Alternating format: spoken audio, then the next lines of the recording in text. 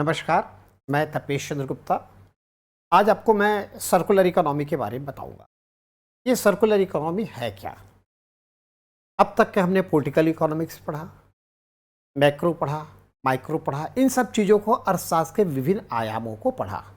लेकिन आज के मॉडर्नाइजेशन एज में जब पर्यावरण दूषित हो रहा हो, जब हमको चीज़ों को न्यूनतम लागत में अधिकतम प्रयोग करने के सिद्धांतों का पालन करना हो, ऐसी स्थिति में सर्कुलर इकोनॉमी का एक नया कॉन्सेप्ट आया, जिसमें सस्टेनेबिलिटी भी है, रिसोर्सेज जनरेशन का है, रीसाइकिल की है, रीयूज का है। Each and everything will be maximize the use, मतलब उसका हम अधिकतम उपयोग कैसे कर लें, इन सिद्धांतों को लेके हमको चलना है। जिसके लिए हमको देखना पड़ेगा कि हम उसको रीसाइकिल में कैसे डालें, हम उसको रिड्यूस, उसकी लागत को रिड्यूस कैसे करें, या उसके लाइफ पीरियड को एक्सटेंड कैसे करें। ये सब चीज़ों को लेके हमको ये इकोनॉमी के थॉट्स को डेवलप करना पड़ा। ये थॉट डेवलप हुआ भारत के प्रमुख प्रधानमंत्री मोदी जी और ऑस्ट्रेलिया के प्रधानमंत्री जब एक प्लेटफॉर्म पर मिले, उन्होंने इस कॉन्सेप्ट को लेके कहा। विशेष तौर पे मोदी जी ने चिंता जाहिर की कि ऑस्ट्रेलिया में बड़े बड़े मशीन डंप किए हुए रखे हुए हैं, क्योंकि उनके पास लेबर नहीं है, उनके पास रिपेयर मेंटेनेंस की व्यवस्था नहीं है। तब ये कॉन्सेप्ट आया, तब उन्होंने कहा कि इसे रीसाइकिल कर लिया जाए। मतलब हम आपको स्टाफ देते हैं, आप इसको रिपेयर करके उपयोग कर लीजिए। हम आपको कोई चीज़ देते हैं जिसको हम रिड्यूस करना चाहते हैं, जैसे प्लास्टिक होता है, बहुत बड़े बड़े पॉट होते हैं, उसको रिड्यूस कर दीजिए। कैसे रिड्यूस करेंगे? काट के छोटे छोटे पार्ट्स में बांट के उसको आप रिड्यूस कर दीजिए, उससे डस्ट पोल्यूशन खत्म। पॉलीथीन आप फेंक देते हैं, मत फेंकिए, इकट्ठा करके रखिए। अब ये इकोनॉमी का इसका क्या संबंध? जब हम इन सब चीज़ों को रीसाइकिल में डालते हैं, रीफॉर्मेशन में डालते हैं, या ये कहें कि हम उसको रीयूज में लेने के साथ हम उसके एक नए स्वरूप को रीबिल्ड करने वाली पोजीशन पे लाते हैं, उसको फाइनल डिस्ट्रॉय कर देते हैं, तब भी उसे हमें कुछ मिलता है। जैसे एक उदाहरण दूं आपको, आप लोहे की सामग्री का कितना भी कैसा भी उपयोग कर ले, आखिर में जब बच जाता है तो भले ही 10 रुपए किलो में बिके, पर वो बिकता है और वो जाके फिर से गला के उपयोग में ले आया जाता है। तो ये सर्कुलर इकोनॉमी इन्हीं सब चीज़ों को कहता है कि आप उसका रीयूज करिए, उसका रीफॉर्म करिए, उसको किसी तरीके से रिड्यूस कर दीजिए, उसको किसी भी तरीके से अपने एक फाइनल स्टेज में ले आइए, और फाइनल स्टेज में लाने के बाद उसे डिस्ट्रॉय कर दीजिए। इससे आपका एनवायरनमेंट बचेगा और फाइनेंशियल कंडीशन इंप्रूव होगी। एक और अच्छा सा उदाहरण दो, आप पाए सब कोई देखे होंगे एक नारियल। हम नारियल का चाहे पानी पिए, चाहे नारियल को तोड़ के उसे खाएं, हमारा मुख्य उपदेश नारियल का पानी पीना या नारियल को खाना है। बाकी ऊपर के कवर को हम फेंक देते हैं। ये हमारे लिए डस्टबिन में जाने वाली चीज़ होती है और डिस्ट्रॉय हो जाता है। यहाँ पे रिड्यूस में, या कहूँ रीफॉर्मेशन के बारे में, या रीसाइकिल सिस्टम पे सर्कुलर इकोनॉमी में कहता है, ये जो नारियल का ऊपर का खो मिल रहा है, इसका क्या क्या उपयोग हो सकता है। ऊपर का हिस्से को निकाल के आप रस्सी बना लीजिए, उसका जो डस्ट निकलता है उसको आप सॉइल यानी मिट्टी के सब्स्टिट्यूट के रूप में यूज़ कर लीजिए। इसमें जब वो ख़त्म हो जाए, रस्सी जब नष्ट हो जाए, या आप उसकी मैट बनाते हैं, आजकल तो ये भी है कि उसको फोम के सब्स्टिट्यूट के रूप में यूज़ किया जा रहा है। आप बड़े बड़े मैट्स खरीद लीजिए, उसके ऊपर ये एक चादर रहेगी और कहा जाता है ये अच्छा हेल्थ के लिए अच्छी चीज़ होगी। पहले हम उसे फेंक देते थे, अब हम उसको वहाँ उपयोग करने लगे। हमारे पास वो कचरा था, आज अब वो रीसाइकिल में आके अच्छा चीज़ उपयोग में होने लग गया। अगर वो खराब हो गया तो उसको आप रस्सी बना सकते हैं, तो रस्सी बना लीजिए, रस्सी का उपयोग कर लिए, उसके बाद बच गया, डिस्ट्रॉय करिए, पेड़ पौधे में बारीक बारीक काट के डालिए, वो it is a substitute of the soil. तो वो ये सब चीज़ें जब होगी तो निश्चित तौर पे आपको उसका एक लाभ प्राप्त होगा, आपकी इकोनॉमी स्ट्रांग होगी। दूसरा उदाहरण, मोबाइल मेरे पास है जिसमें स्क्रीन डिस्प्ले प्रॉपर नहीं हो रहा है, आपके पास है जिसमें साउंड प्रॉपर नहीं हो पा रहा है, यदि अगर मेरे के साउंड सिस्टम को निकाल के आपके उसके में लगा दिया जाए, एक नया मोबाइल तैयार हो जाएगा। That means it's require repair, maximization of utilization. वही ओरिजिनल पार्ट्स मेरे मोबाइल से निकल के आपको मोबाइल में चले गया, आपका मोबाइल अच्छा हो गया। कल आप कह रहे थे कि मैं नया मोबाइल लूंगा, मैं बोल रहा था मैं नया मोबाइल लूंगा। अब दो मोबाइल खरीदने के बजाय एक मोबाइल में काम हो गया, और एक मोबाइल की बाकी एक मोबाइल के बचे हुए पार्ट्स भी दूसरे में यूज़ हो सकते हैं। इससे आपकी इकोनॉमी सेविंग है। और जो हम अनावश्यक रूप से प्लास्टिक का, लोहे का, गलाने का, बनाने का, यानी आपका लेबर, आपका टाइम आवर्स, आपका मटेरियल्स, ये जो चीज़ें हम अनावश्यक रूप से पैदा करके, नष्ट करके पर्यावरण को दूषित करते थे, वो चीज़ें खत्म होती चली। सर्कुलर इकोनॉमी में मुख्य रूप से 3 प्रिंसिपल्स बताए गए हैं, 3 सिद्धांत बताए गए हैं। पहला सिद्धांत किया गया है कि आपका जो वेस्ट है, पोल्यूशन है, उसको आपको रोकना है। जब हम उन चीज़ों का फिर से उपयोग करना शुरू कर देंगे फेंकने के बजाय, तो निश्चित तौर पे हमारे लिए वो महत्वपूर्ण हो जाएगा और उपयोगी हो जाएगा। उसके बाद आता है सर्कुलर प्रोडक्ट। हम उसका पुनर्उपयोग करने लगे, हम उसे सर्कुलेशन में, उत्पादन में ले आए। हमारे पास लोहे की जाली थी, टूट गई, हमने उसका मुर्गी पालने के लिए, बकरा पालने के लिए, कुत्ता ढकने के लिए हमने ले लिया, वो उसके भी काम का नहीं रहा। Now dispose it and new produce for the new production. आप उसे नए उत्पादन के लिए भेज दीजिए, वो रिसाइकिल में जाएगा। उसके आता है मटेरियल्स जो है वो हाई वैल्यू की होती है। कभी भी मटेरियल कभी भी रिड्यूस नहीं होती, थोड़ा क्षरण होता है, मतलब थोड़ा सा डेप्रिशिएट होता है, पर उसकी टोटल वैल्यू जीरो नहीं होती। तो हम उसको रीबिल्ड की ओर ले जाके उसका हम एक अच्छा प्रयोग करते हैं। जनरेटिव नेचर होता है हर चीज का। आप एक मुट्ठी गेहूं ले लीजिए, या घर में गेहूं आता है, आप उसे साफ करके निकाल के कहीं किनारे एक गमले में डाल दीजिए। देखिएगा जिसको आपने वेस्ट करके भेजा था, वो गेहूं में से दाने निकल आए और उसमें मजबूत बीज निकलेंगे। जैसे आपने कमजोर बीज भेजा था वैसा नहीं होगा, अनुपातिक तौर में बहुत मजबूत नहीं रहेगा, पर पहले के तुलना में ज़्यादा अच्छा रहेगा। ये जो रीजनरेशन के एटीट्यूड होता है, ये सिर्फ गेहूं या अनाज में नहीं, हर प्रोडक्ट में होता है।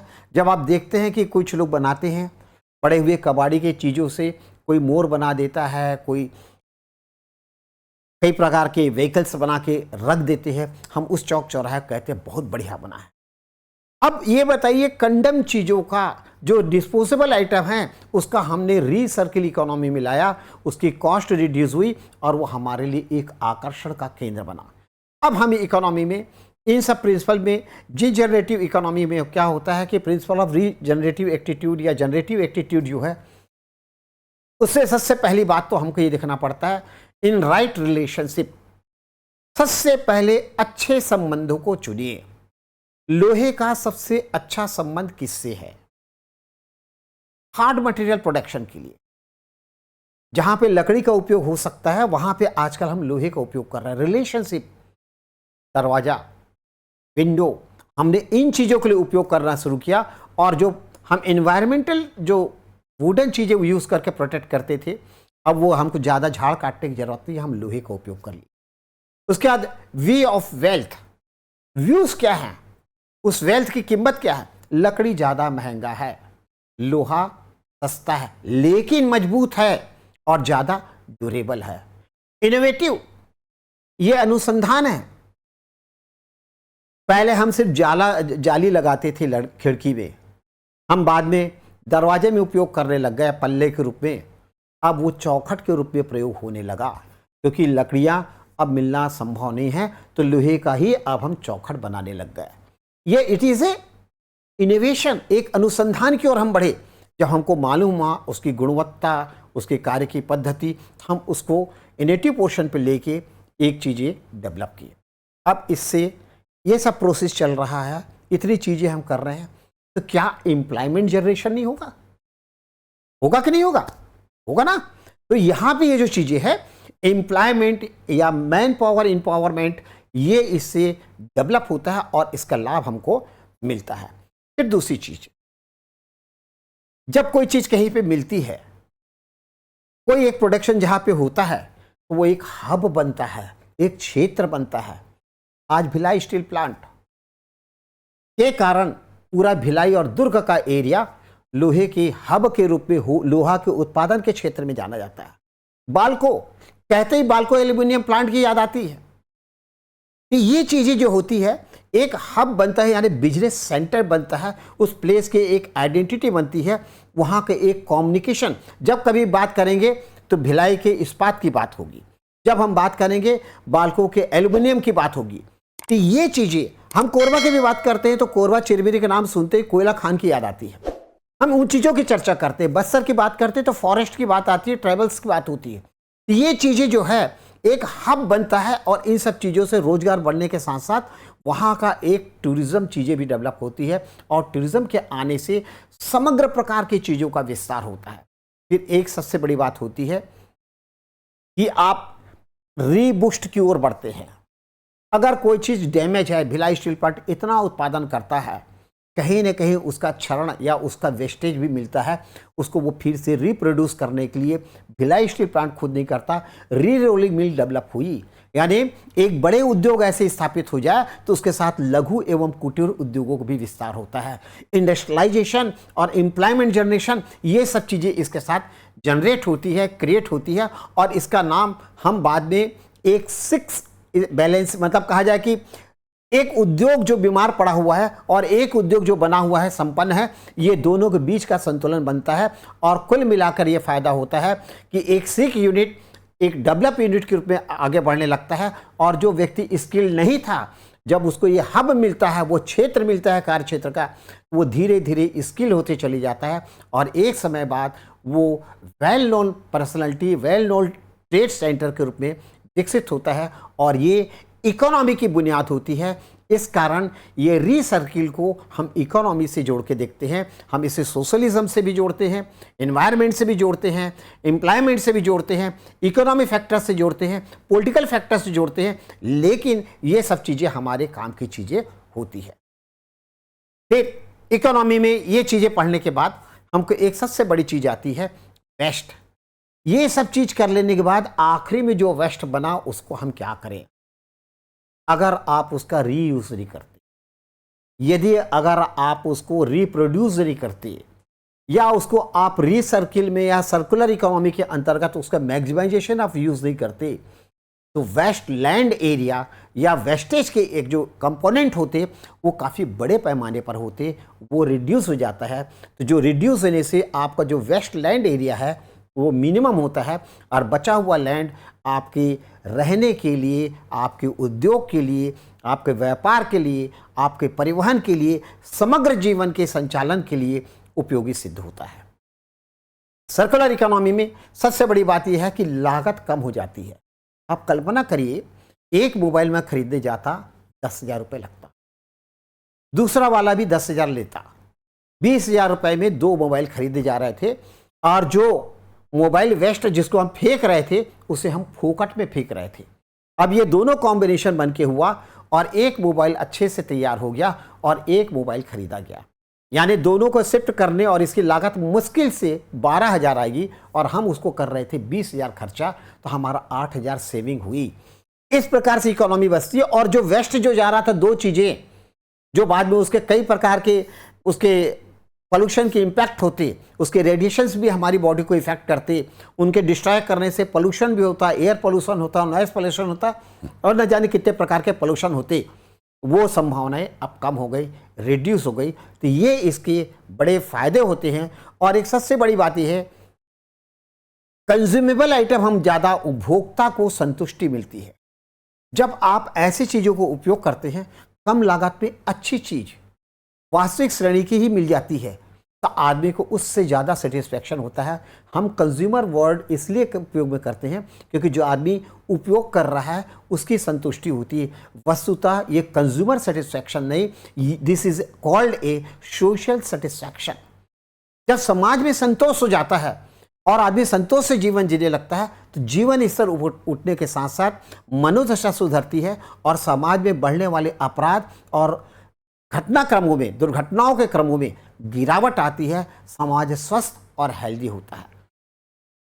इसके लिए भारत सरकार ने देखा कि अब डोर टू डोर सामान इकट्ठे हो रहे हैं, कचड़े इकट्ठे हो रहे हैं, तो डंपिंग एरिया जिसमें हम रद्दी सामानों को ले जाके पटकते हैं, उनका ढेर और अंबार इकट्ठे होने।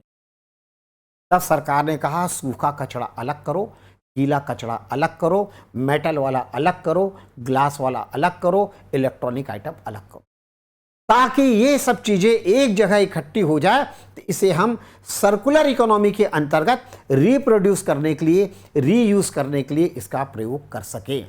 ऐसे हमारे पास लगभग 1.3 बिलियन पॉपुलेशन जो था, उसके रहने की एरिया जो है रिड्यूस हो गई थी, उनके लिए कमी पड़ गई थी। इतना बड़ा एरिया हमने कवर कर लिया था। तो गवर्नमेंट ने अब नई पॉलिसी लाई और नई जो पॉलिसी लाने के साथ साथ कई सारी चीजें कही, जिसमें ऐसी चीजें को डिस्ट्रॉय करने की, व्हीकल वगैरह को जल्दी से जल्दी हटा देने की। 15 साल की लाइफ है, 15 साल के बाद कंडीशन अच्छी है तो आप किनारे रखिए, दूसरी गाड़ी ले जाइए, आपको हम इसको रियल प्राइस देते हैं, जो है वो दे देंगे और हम उसको रीबिल्ड करेंगे या रीयूज करेंगे। अब देखिए आजकल आप मार्केट में जाएंगे, रीयूज की या रीबिल्ड व्हीकल भी मिलती है। हमने क्या किया, जो लागत जो लगातार बढ़ती चली आ रही थी उसको रोका, हमने प्रोडक्शन के लिमिटेशन को रिड्यूस किया, लेकिन रिपेयर एंड रीबिल्ड के नए यूनिट को डेवलप किया। अब इससे बड़े उद्योग के साथ साथ मध्यम, मंझोले या छोटे ये उद्योगों को मिला, यानी सभी स्तर में सामाजिक समरूपता स्थापित करने में हमें सफलता प्राप्त हुई। हमने देखा हॉस्पिटल में बहुत सारे वेस्ट मटेरियल निकलते थे, जिसे हम सामान्य कचड़े में डाल दिया करते थे। इससे बीमारियां भी फैलती थी। उसमें जो इंजेक्शन या उसमें ग्लास या उससे प्लास्टिक जो यूज़ होते थे, वो कई बार बॉडी को डैमेज करते थे, नुकसान पहुंचाते थे। उससे हम उसको सुरक्षित किया। तो अब ये सर्कुलर इकोनॉमी में सिर्फ डिस्ट्रॉय करना या रीयूज करना या रीबिल्ड करना ही नहीं है। अब यहाँ पे आया पोल्यूशन को कंट्रोल करने के लिए हमने स्वच्छता को भी इसका हिस्सा माना। यानी जितना देश सफल होगा, जितना स्वच्छता रखी जाएगी, जितना रिसर्किल इकोनॉमी या सर्कुलर इकोनॉमी को अडॉप्ट किया जाएगा, उतना ज़्यादा अर्थव्यवस्था मजबूत होगी। इस कारण इन संपूर्ण स्वरूप को सर्कुलर इकोनॉमी की श्रेणी में रखा गया और इस कॉन्सेप्ट को लेकर ऑस्ट्रेलिया के प्रधानमंत्री और भारत के प्रधानमंत्री ने बहुत सारे काम किए। अब जब हम बात करते हैं एक विद्यार्थी के दृष्टिकोण से सोचते हैं, तो ये तो हमारी समझ में आ गया कि सर्कुलर इकोनॉमी क्या चीज है। अब इससे क्या होगा, इससे क्या क्या प्रॉब्लम आ रहे हैं। अभी आप तो मेरी बातें सुन के बड़े इंप्रेस हो गए कि हाँ साहब, सर्कुलर इकोनॉमी एक नया कॉन्सेप्ट है, बहुत अच्छा है, लेकिन इसकी कुछ कमियां हैं। अभी भी इसमें कुछ विकास और सुधार की संभावनाएं हैं। इसकी पॉलिसी जो बनी है वो अनक्लियर है, अभी भी स्पष्ट नहीं है। जो एक क्लियर विजन होना चाहिए वो क्लियर विजन नहीं आई है, आम जनता तक नहीं पहुंच पाई है। इसके बाद हम रीयूज करने वाली आइटम को हम लेना चाहते हैं कम लागत में। अच्छा, तो इसके लिए एबिलिटी, उपलब्धता क्या है, हमको कहाँ मिलेगी, उसके चैनल्स कौन से हैं, हमको किससे संपर्क करना पड़ेगा, ये अभी तक स्पष्ट नहीं हुआ है। फिर आपने नई कार के बदले मुझे पुरानी कार दी, मैंने कहा ठीक है, अच्छे कंडीशन में है, मैं ले लूंगा, पर आपने कहा 3 लाख और मैं 2 लाख देना चाहता हूं। दूसरा दुकान वाला उसको 3.5 बोल रहा है, दूसरा दुकानदार उसको 2 लाख बोल रहा है। मतलब ये प्राइस डिटरमिनेशन नहीं है, एक्सप्लॉयटेशन है। मूल्य विभेद हो सकता है मांग और पूर्ति के आधार पर, बाजार की संरचना के आधार पर यहां पे एक ही सामग्री का 3 जगह अलग अलग मूल्य एक ही क्षेत्र में होने का मतलब यह है कि आपके मूल्य निर्धारण की जो शक्तियां हैं वो स्पष्ट होनी चाहिए। मैं अपना पेपर बेचना चाहता हूं, मैं अपने यहाँ के कोई डिस्ट्रॉय आइटम को बेचना चाहता हूं। एक व्यक्ति बोलता है 10,000 में दे दो, एक व्यक्ति बोलता है 5,000। तो प्राइस परचेजिंग की और डिस्पोज ऑफ करने की, मतलब रीयूज़ के लिए मैं उसको फिर से सर्कुलर इकोनॉमी मेरे पास बन के आई है, मैं उसे खरीदना चाहता हूँ, मुझे रियल प्राइस मिलनी चाहिए।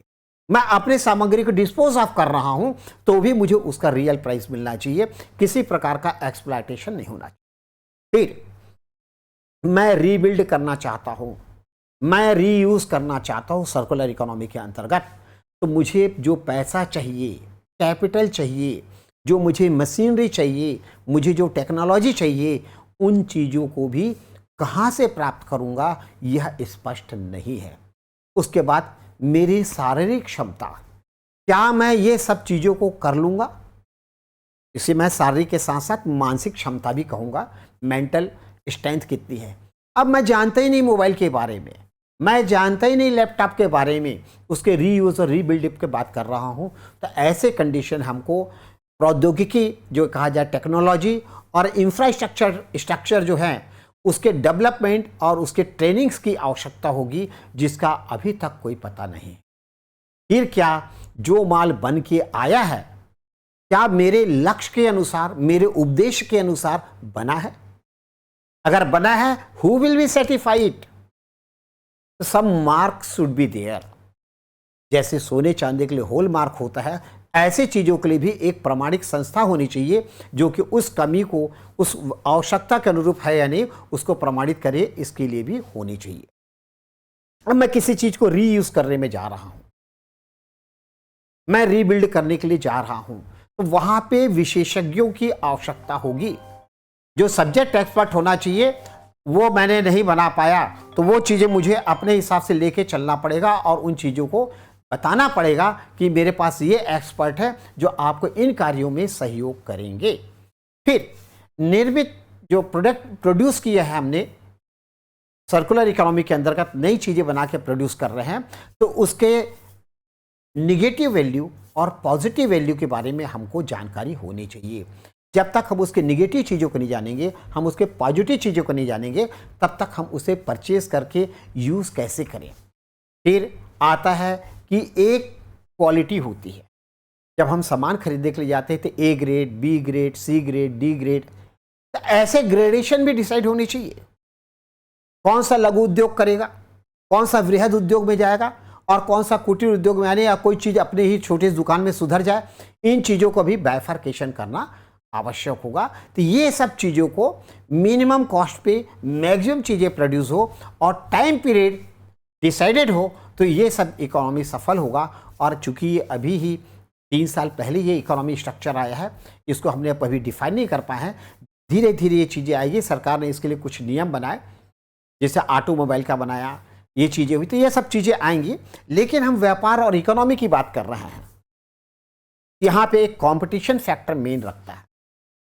व्यापार में माल बेचने की भी प्रतिस्पर्धा है, माल खराब वाले को भी उठाने की प्रतिस्पर्धा है, नए बनाए हुए वस्तुओं के भी है, रिपेयर किए गए वस्तु की भी है, सर्विस प्रोड्यूसर भी सर्विस प्रोड्यूस करने के लिए कंपटीशन कर रहे हैं।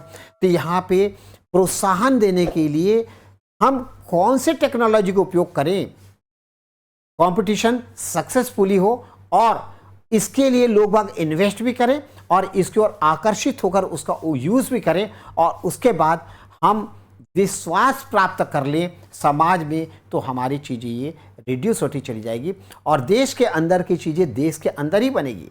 तो इंटरनल फाइनेंशियल स्ट्रक्चर भी मजबूत होगा और विदेश पर निर्भरता भी कमी होगी। इस प्रकार से रिसाइकल इकोनॉमी जो है वो एक व्यक्ति की बस की बात नहीं है, ये जन भावनाओं को जगाने वाली बात है, सामूहिक और सामाजिक स्वरूप का है। इसकी जटिलता को, उसकी प्रक्रिया को आम जनता तक सार्वजनिक रूप से प्रस्तुत करना इसका उद्देश्य रहेगा। तो मैं आखिरी में इस व्याख्यान को ख़त्म करते हुए आपको ये चीज़ कहूँगा, सर्कुलर इकोनॉमी वह चीज़ है जो कि लगातार समाज में गतिशील रहता है और उच्च वर्ग से निम्न वर्ग और निम्न वर्ग से फिर उच्च वर्ग तक ये सेवाएं पहुंचाता है, और उसके बाद यदि अगर सामग्री बच जाती है तो उसे नष्ट किया जाता है और इस बीच में पर्यावरण सुरक्षित होता है और हमारी अर्थव्यवस्था बची रहती है, जीवन स्तर सुधरता है, समाज में एकरूपता और एक दूसरे की महत्ता स्थापित होती है। इस कारण सर्कुलर इकोनॉमी को समझकर उसे स्वीकार किया जाना ज़्यादा उपयोगी और सार्थक होगा। धन्यवाद।